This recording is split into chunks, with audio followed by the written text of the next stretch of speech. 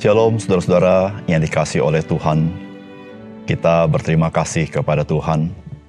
Di tengah pergumulan, tantangan, kesulitan, ada kalanya penderitaan yang kita hadapi. Kita tidak pernah kehilangan pengharapan di dalam Tuhan.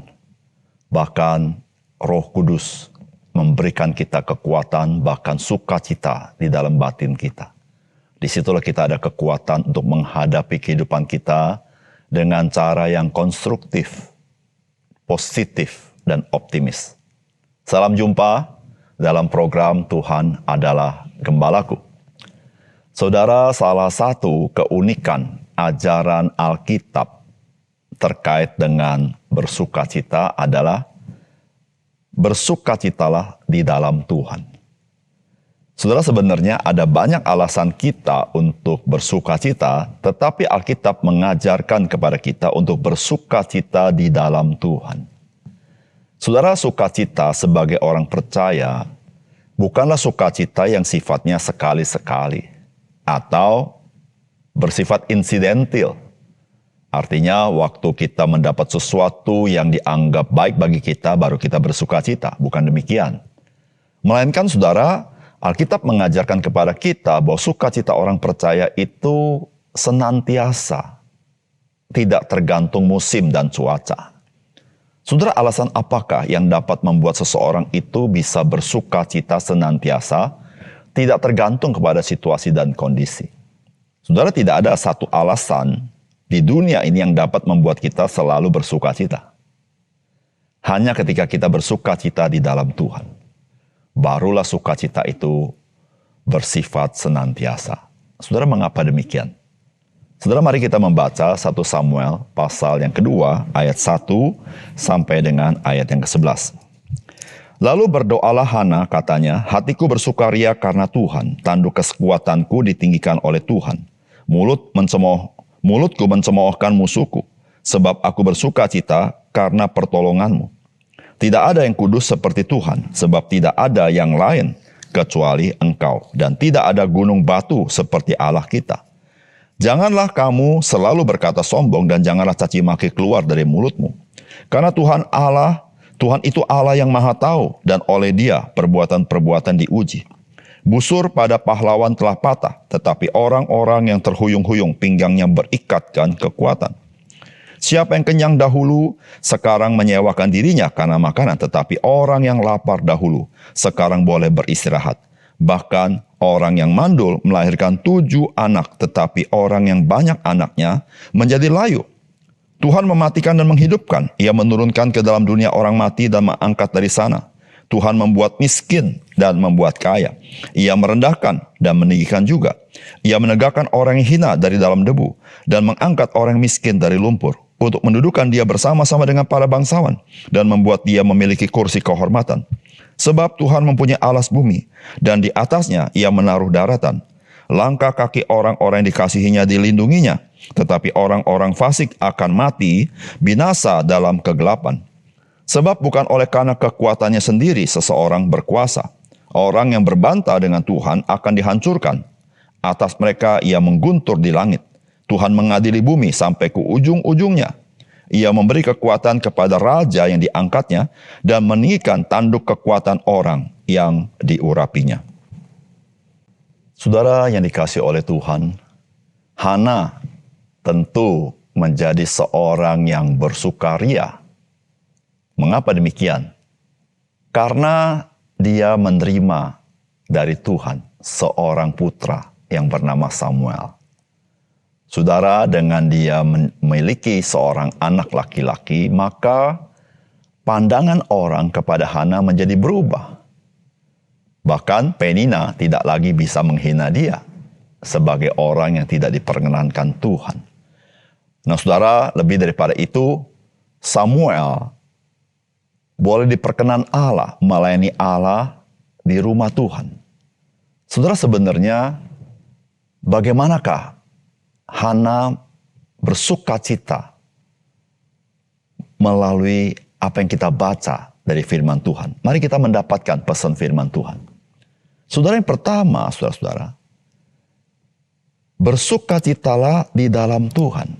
Sebab kekuatan dan kemuliaan ada di dalam Tuhan.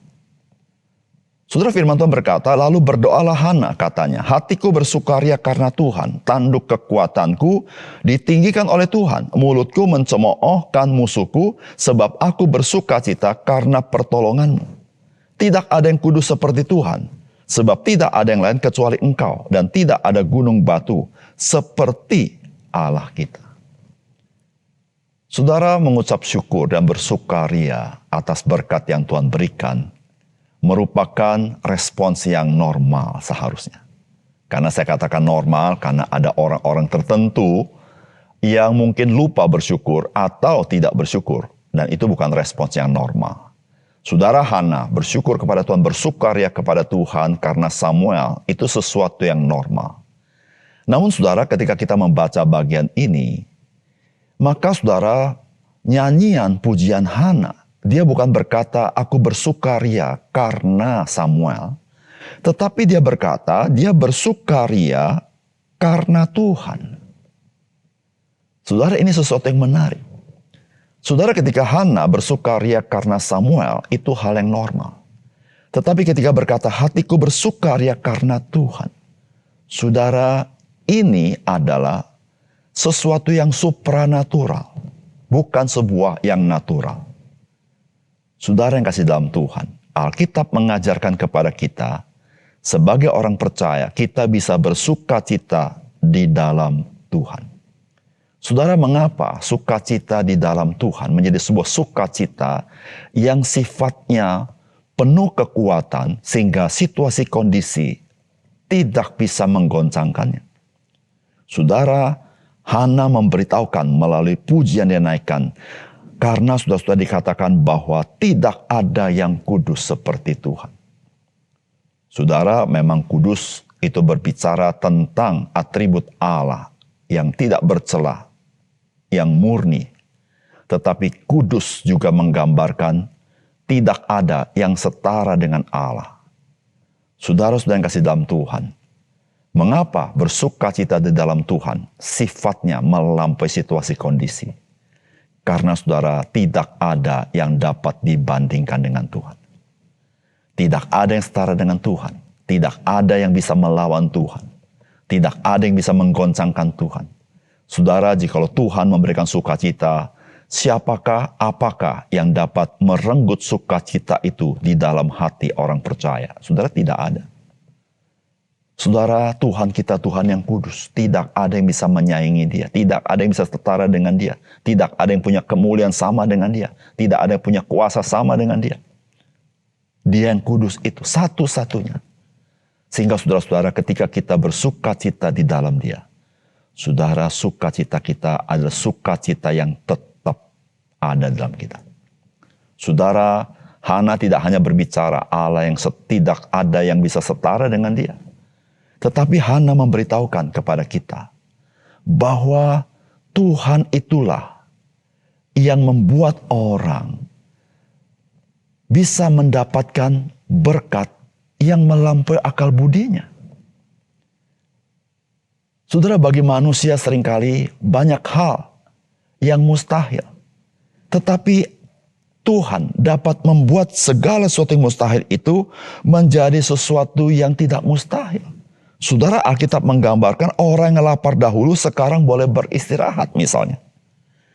Saudara, Tuhan sanggup membuat orang yang mandul melahirkan 7 anak. Saudara, apa artinya? Artinya orang yang bersandar kepada Tuhan, saudara, dia tetap bisa bersukacita karena bagi Tuhan tidak ada yang mustahil. Saudara, bukan hanya bagi Tuhan tidak ada yang mustahil. Saudara, seluruh kedaulatan itu ada di dalam tangan Tuhan. Alkitab memberitahukan, nyanyian yang memberitahukan, Tuhan itu yang mematikan, tapi Tuhan juga yang menghidupkan. Tuhan itu menurunkan orang ke dalam dunia orang mati, tapi juga dia sanggup mengangkatnya dari sana. Saudara, Tuhan membuat orang miskin, tapi membuat orang kaya. Tuhan merendahkan, Tuhan juga meninggikan. Saudara, ini menggambarkan apa, saudara? Saudara, segala sesuatu yang terjadi dalam hidup manusia, seluruhnya berada di dalam tangan Tuhan. Disitulah saudara, sebagai orang beriman, kita diperintahkan bersukacita di dalam Tuhan. Apapun situasi dan kondisimu, engkau dan saya berada di dalam genggaman tangan Tuhan. Saudara, itulah yang Hana alami. Saudara, Hana pernah mengalami, dia begitu dihina. Tetapi di dalam tangan Tuhan, Tuhan sanggup mengubah. Dia menjadi seorang ibu dari seorang anak yang melayani Tuhan di rumah Tuhan. Saudara yang kasih dalam Tuhan. Saudara, jika engkau bersukacita karena situasi dan kondisi, maka sukacitamu tidaklah menetap. Engkau sangat banyak tergantung oleh situasi dan kondisi. Bahkan di dalam kondisi yang baik, engkau akan khawatir akan datang kondisi yang tidak baik. Sehingga saudara, kekhawatiranmu merenggut sukacitamu. Tetapi saudara, jikalau engkau bersukacita di dalam Tuhan, yaitu melalui iman, engkau percaya kepada Dia, tidak ada yang dapat menggoncangkan Allah. Dan Allah, baginya tidak ada yang mustahil. Dan seluruh situasi, kondisi, dan kehidupan kita bergantung ke dalam tangannya. Saudara, sukacita kita menjadi sukacita senantiasa. Saudara, mari saudara, bersukacitalah di dalam Tuhan. Yang kedua, saudara, firman Tuhan mengajarkan kepada kita, bersukacitalah karena kekuasaan dan kedaulatan Mesias dikokohkan. Saudara, firman Tuhan berkata begini, orang yang berbantah dengan Tuhan akan dihancurkan. Atas mereka yang mengguntur di langit, Tuhan mengadili bumi sampai ke ujung-ujungnya. Ia memberikan kekuatan kepada raja yang diangkatnya dan meninggikan tanduk kekuatan orang yang diurapinya. Saudara, kalau kita membaca nyanyian Hana ini, maka nyanyian Hana ini temanya adalah tentang bersukaria, bersukacita. Dan saudara, dari 11 ayat ini, maka saudara, salah satu sukacita yang menjadi puncak sukacita Hana adalah Alkitab memberitahukan ia memberikan kekuatan kepada raja yang diangkatnya dan meninggikan tanduk kekuatan orang yang diurapinya. Saudara, pada zaman Hana, Israel belum ada raja. Israel baru mengenal hakim. Tetapi Hana sudah berbicara tentang seorang raja yang diangkat Tuhan dan langsung dikaitkan dengan meninggikan tanduk kekuatan orang yang diurapinya.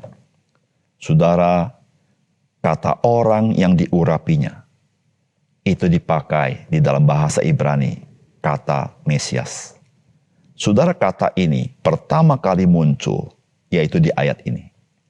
Di bagian firman Tuhan sebelumnya, kata Mesias belum pernah muncul. Tetapi di dalam nyanyian Hana, kata Mesias ini muncul. Oleh karena itu, saudara-saudara, nyanyian Hana ini bukan sekedar sebuah nyanyian. Karena sukacita Hana dalam konteksnya pada zaman itu.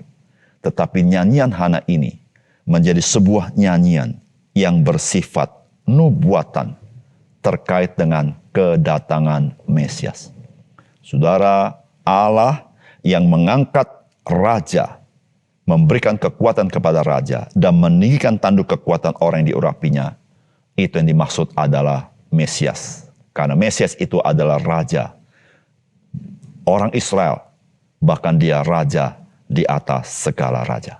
Saudara, sukacita Hana tidak hanya dalam konteks pada masa itu, tapi sukacita dia adalah di dalam Mesias, yaitu di dalam Kristus. Kata Kristus itu dalam bahasa Yunani, Kristos. Sedangkan bahasa Ibrani adalah Mesias.